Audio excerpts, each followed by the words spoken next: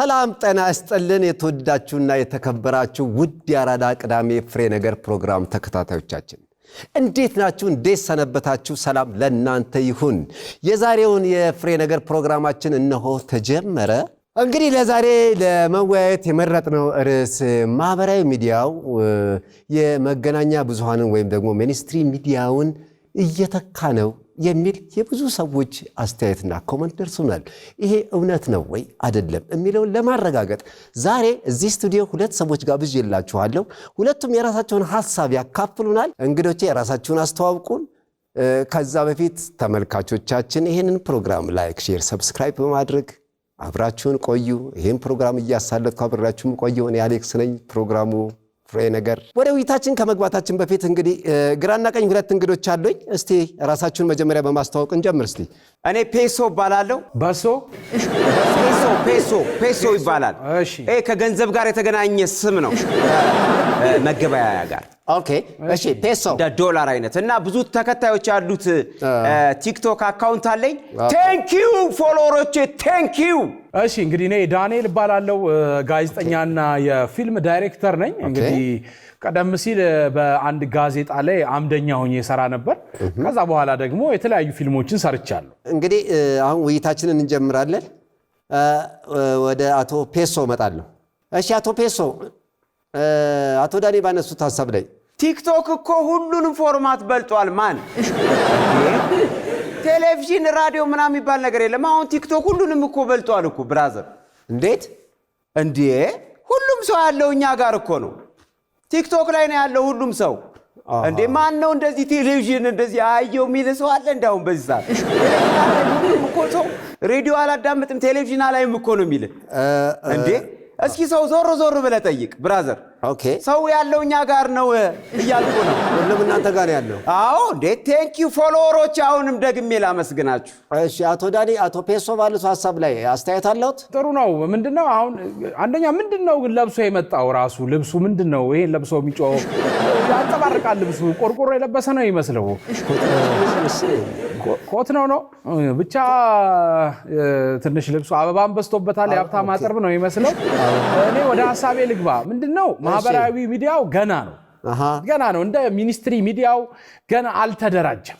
ገና ራሱ ጠርዝ ይዞ በስነ ስርዓት እንትን ያለ አይደለም፣ የቆመ አይደለም። በራሱ ሲጀመር ማፎካከርስ ይጠበቅብናል ወይ ነው? አይጠበቅብንም። አቶ ዳኒ ትንሽ ይጠብቁኝ። አቶ ፔሶ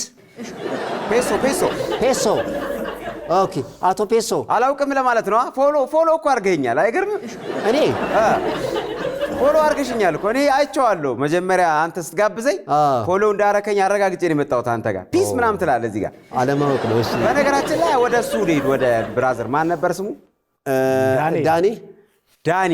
እሺ በጣም ልብሴ ምናምን ተናገረዋ። ስንት ዶላር እንደገዛሁት በራሱ አያውቅም። ለነገሩ ሁሌ እንደተቃጠሉ ናቸው። ለምን እንደሆነ አላውቅም። እኔ በጣም ስጠቀም ፎሎ ሲደረግ በጣም ብዙ ሰው ይቃጠላል። እሰይ እንኳን ተቃጠልክ፣ ተቃጠል፣ አሁን ትቃጠላለህ ገና። እኔ ገና እንደውም እወጣለሁ። ኦቨር ነው የምሄደው። ልክ ነው አቶ ፔሶ፣ ልክ ነው። አንዴ አየር ላይ ጠብቁኝ። ቆይ አቶ ዳኒ፣ እርሶ ገና ነው ያሉት በምን መልክ ነው ማለት እንዴት ነው? ትንሽ ማብራሪያ ቢሰጡንና ወደ እርሶ ልመለስ። እሺ ምንድነው አሁን አንደኛ በተአማኒነት ላይ መመልከት አለብን። ማህበራዊ ድረገጹን ስንመለከት ተአማኒነት የለው። ሬዲዮና ቴሌቪዥን ግን በጣም ታማኝነት ያለው ነው። ለምሳሌ ሰው እንኳን ሰዓት ሲሞላ ካየ ሬዲዮና ቴሌቪዥንን ሰምቶ ነው የሚሞላው፣ በጣም በትንሹ ማለት ነው።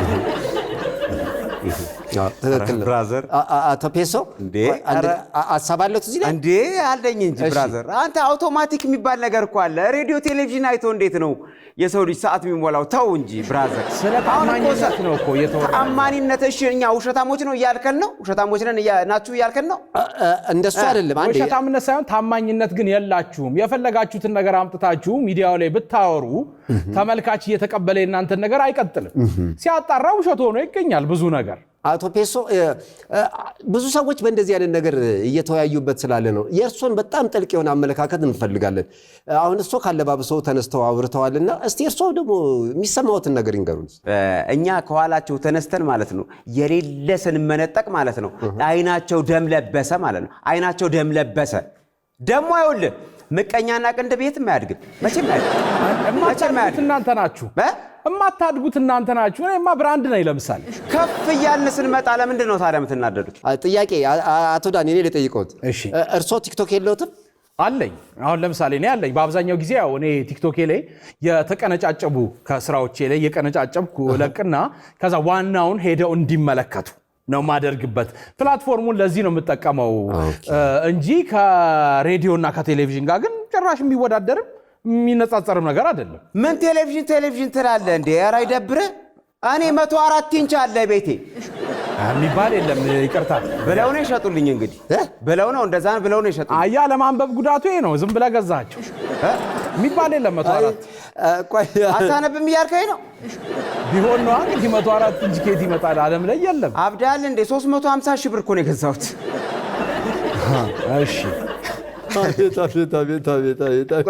በጣም የሚገርም ነው። አሁን ለእኔም ሰርፕራይዝ እየሆንኩ ነው።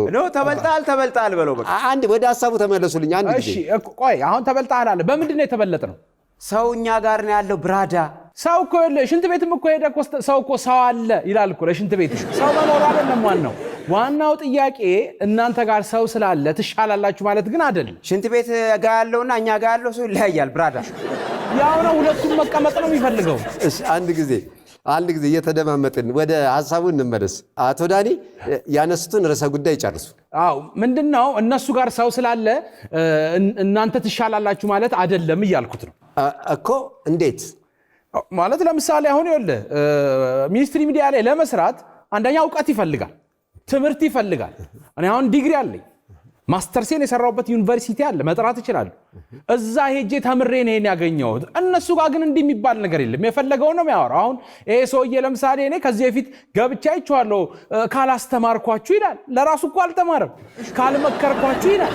ከዚህ በላይ ምን አለ ታዲያ? እውነት ነው። በዚህ ጉዳይ ላይ አልተማሩም? አዎ አልተማርኩም፣ ግን ማለት ነው እሱ ተምሮ ተከታይ የለውም። እኔ ደግሞ ሳልማር ተከታይ ብዙ ነው። ተከታይ አላጣው ምን አገባው? አየህ ተመለከት። አሁን ይሄ ነው እኮ ችግሩ።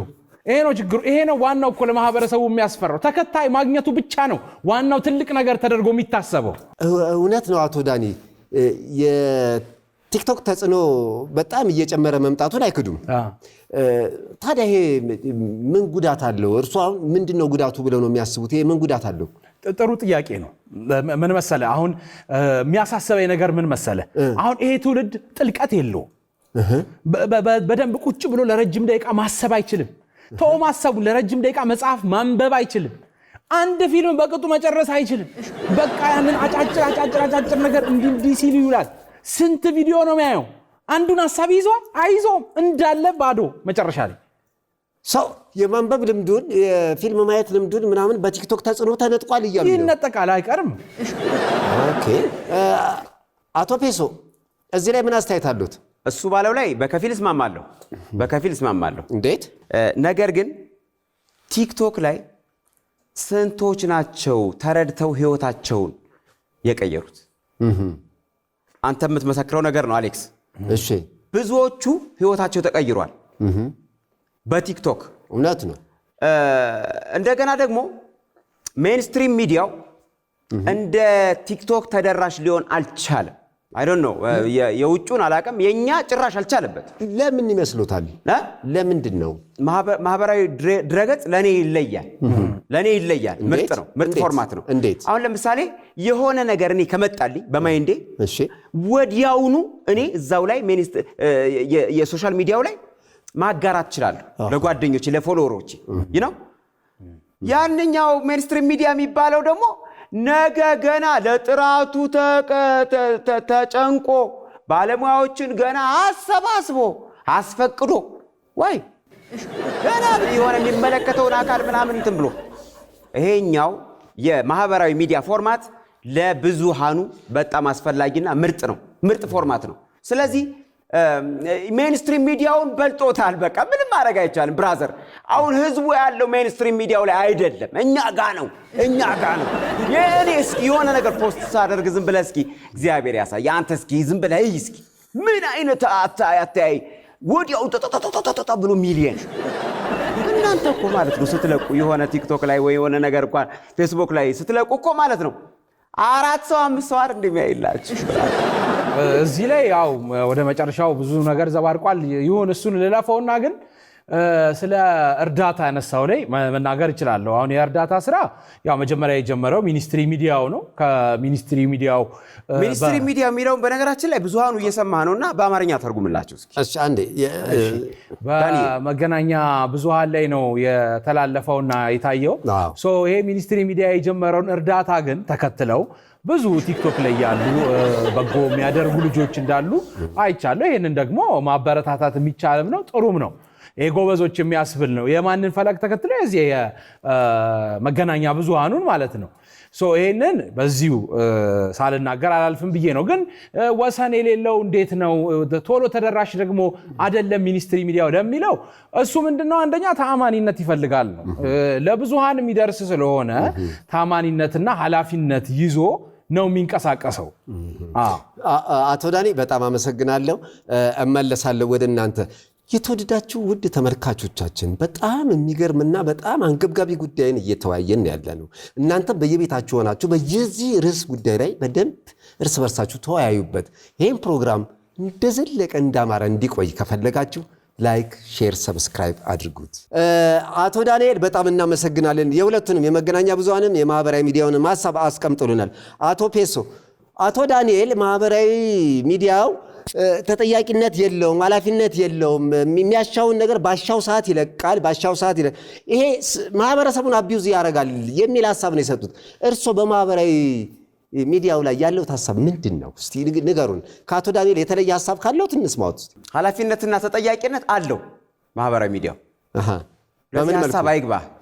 የራሱ አልጎሪዝሙ የራሱ አሰራር አለው ማለት ህግ የማይፈቅዳቸው ነገሮች ስላሉ እነዛን ነገሮች አይደረጉም። እነዛ ነገሮች የማይፈቅዳቸው አልጎሪዝሙ የማይፈቅዳቸው ነገሮች ከተደረጉ ወይም ተደረጉ ማለት ይዘጋባል አካውንት። ማህበራዊ ሚዲያው ከመገናኛ ብዙሃኑ ይለያል እያሉኝ ነው እርሶም? በትክክል። እሺ አቶ ዳንኤል እዚህ ላይ ዝም ብሎ ነው አልስማማም እኔ በዚህ ሐሳብ። ለምን? ምክንያቱም አሁን እሱ የሚለውን ሐሳብ ይወል ምናልባት ቫዮለንስ ይሄ ጥቃት ያለባቸውን ቪዲዮዎች ሊይዝ ይችላል ወይ ደግሞ ምንድነው ይሄ በዛ ራቁት ኒዲቲ ያላቸው ቪዲዮዎች እነሱ ሊይዝ ይችላል። ግን የአካል መራቆትን እንጂ ያምሮ መራቆት የሚያመጣውን የክፉ ንግግሮች ሐሳቦች እነሱን ግን ሊይዝ አይችልም። ሰው የመጣለትን ሐሳብ ሊያወራ ይችላል። ኖ አይደለም። አንድ ጊዜ እየተደማመጥ አቶ ዳንኤል ያነሱት ሐሳብ ትንሽ ጠጠር ያለ ስለሆነ ነው። እውነት ነው። ማህበራዊ ሚዲያው ገደብ የለውም።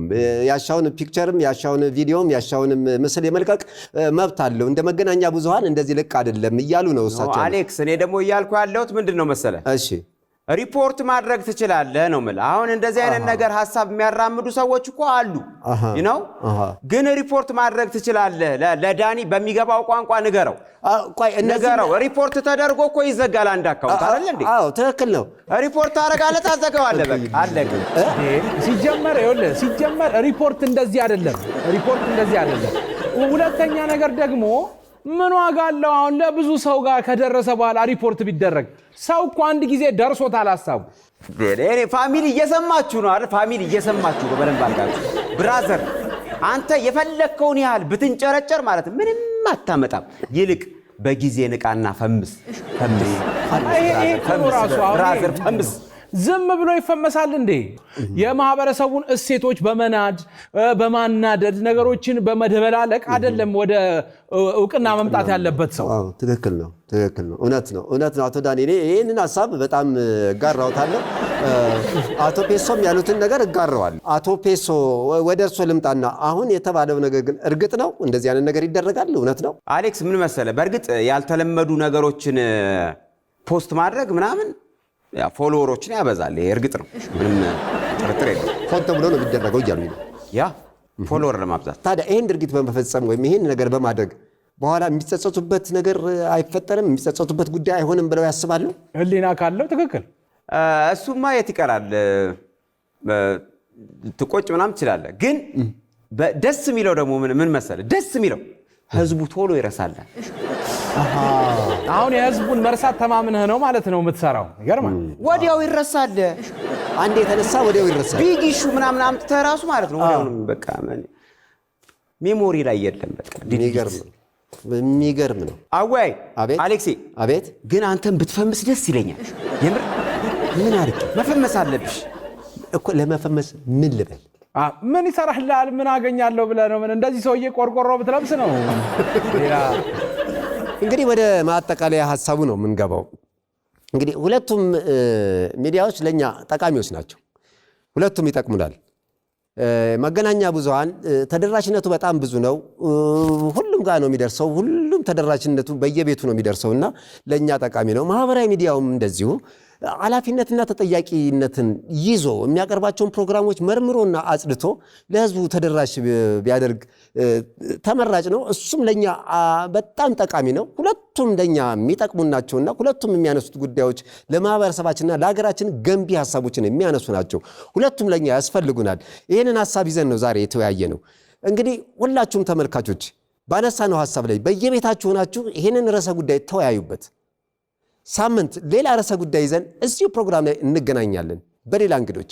ሳምንት እስከምንገናኝ የምንወዳችሁና የምናከብራችሁ ተመልካቾቻችን ሳምንት በሌላ እንግዶችና በሌላ ርዕሰ ጉዳይ እስክንገናኝ ድረስ እስከ ሳምንት ቸርን ሰንብት። ፋሚሊ ታብታብ